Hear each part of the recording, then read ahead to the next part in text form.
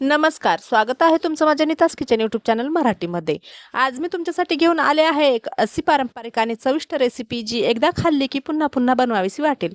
मुगाच्या डाळीचे खुसखुशीत वडे, बाहेरून कुरकुरीत आणि आतून मऊ वडे. या रेसिपीमध्ये मी तुम्हाला सांगणार आहे असे काही छोटे छोटे टिप्स आणि ट्रिक्स ज्यामुळे वडे तेलकट होणार नाहीत, तुटणार नाहीत आणि प्रत्येक वेळी अगदी परफेक्ट फुगून तयार होतील. तर मग अजिबात वेळ न घालवता चला सुरू करूया ही झटपट, स्वादिष्ट आणि सगळ्यांना आवडणारी मुगाच्या डाळीच्या वड्यांची रेसिपी. व्हिडिओ शेवटपर्यंत नक्की पहा, कारण शेवटी मी एक खास टिपही शेअर करणार आहे जी तुमचे वडे आणखी चविष्ट बनवेल. तर रेसिपी पूर्ण बघा आणि आवडली असल्यास सबस्क्राईब करायला विसरू नका. आता इथे मी ही 1 वाटी डाळ भिजत घातली होती 2 तासाआधी. तर तुम्हाला वडे किती बनवायचे आहेत त्यानुसार तुम्ही डाळ भिजत ठेवा. मी इथे 1 वाटी डाळ 2 तासाआधी भिजत घातली. त्यानंतर आपल्याला म्हणजे धुवून आपल्याला भिजत घालायची आहे. त्यानंतर आपल्याला एका मिक्सरच्या भांड्यात ही डाळ घ्यायची आहे. याच्यातली थोडी डाळ बाजूला काढून ठेवायची आहे. ती कशासाठी मी नंतर सांगते. तर इथे थोडीशी कोथिंबीर, लसूण, किती तिखट पाहिजे त्यानुसार मिरच्या, जिरे आणि थोडासा ओवा टाकून घ्यायचा आणि हे मिश्रण आपल्याला मिक्सरच्या भांड्यात वाटून घ्यायचं. पाहिजे तर थोडंसं तुम्ही पाणी सुद्धा टाकू शकता वाटताना. पाणी न टाकताच वाटण्याचा प्रयत्न करा. जर वाटत नसेल तर थोडंसं पाणी टाकू शकता आणि वाटून घेऊ शकता. आता इथे मी हे मिश्रण वाटून घेतलेलं आहे आणि आता याच्यात मी 1 पळी बेसन टाकलेलं आहे बाइंडिंगसाठी. जर नुसते डाळीचेच वडे करायचे असतील तर तुम्ही डाळीत पाणी न टाकता वाटून घ्या, किंवा मग थोडंसं पाणी टाकलं असल्यास 1 पळी म्हणजे अर्धी वाटी बेसन टाकू शकता.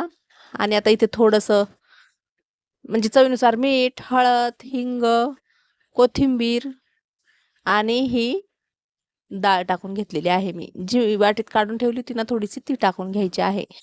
आता मिश्रण घट्ट करायचं आहे. जर इथे अजून मिश्रण पातळच वाटत असेल तर तुम्ही अजून थोडंसं बेसन पीठ घेऊ शकता. आता हे मिश्रण बरोबर झालेलं आहे. याचा वडा येतो की नाही बघायचं आहे. तर वडा येत आहे तर हाताला थोडंसं तेल लावून घ्यायचं आणि याचे छोटे छोटे आपल्याला वडे तयार करून घ्यायचे आहेत. आता या मिश्रणाचे तुम्ही भजीसुद्धा करू शकता. मी आता याच्यात कांदा वगैरे काहीच टाकला नाही. तुम्हाला जर कांदा टाकायचा असेल तर तुम्ही कांदा सुद्धा टाकू शकता. मी कांदा स्किप केलेला आहे. तर इथे काय करायचं, असं छोटासा गोळा घ्यायचा याचा आणि हातावर अशी चपटी करून वडा बनवून घ्यायचा. याचे वडे चपटेच बनवायचे आहेत आणि हे वडे आपल्याला डबल फ्राय करायचे आहेत. तर पुढे मी दाखवणारच आहे कसे करायचेत. तर व्हिडिओ पूर्ण बघा, कुठे स्किप न करता बघा. तर आता मी सगळे वडे करून घेते.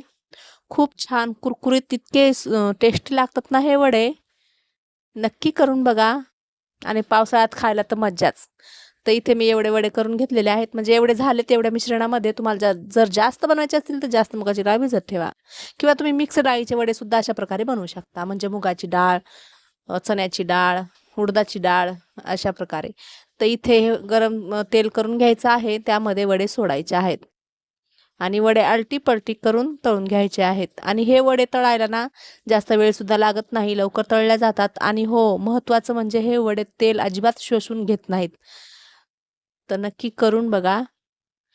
तर इथे वडे तळून घेतलेत. आता मी याला डबल फ्राय करणार आहेत, म्हणून मी इथपर्यंत तळलेत. आता मी काढून घेते. जर तुम्हाला एकदाच तळून घ्यायचे असतील तर तुम्ही अजून थोडेसे तळून घ्या. म्हणजे इथेच गोल्डन ब्राऊन कलरचे होईपर्यंत तळून घ्या. पण मला डबल फ्राय करायचे असल्यामुळे मी ते अशा प्रकारे तळून घेते आणि काढून घेते. आता डबल फ्राय कसे करायचे ते तुम्हाला मी सांगते. आता इथे वडे तळून झालेले आहेत. एकदा अशा प्रकारे एक वडा घ्यायचा आणि ग्लासाने याला थोडंसं प्रेस करायचं, म्हणजे दाबून घ्यायचं.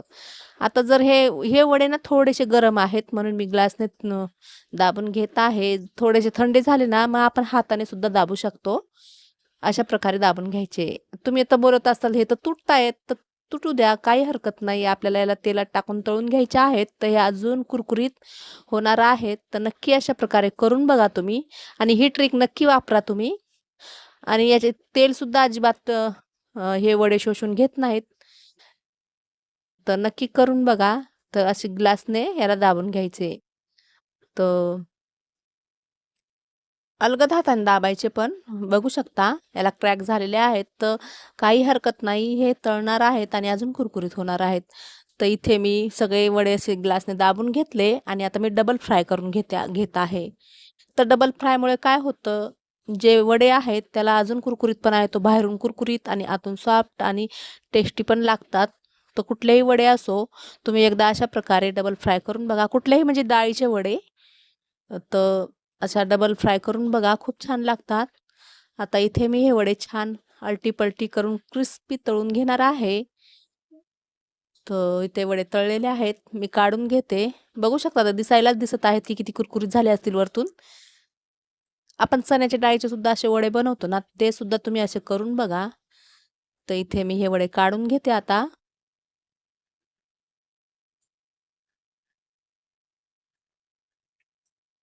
आणि आता इथे मी दुसरे टाकून घेते.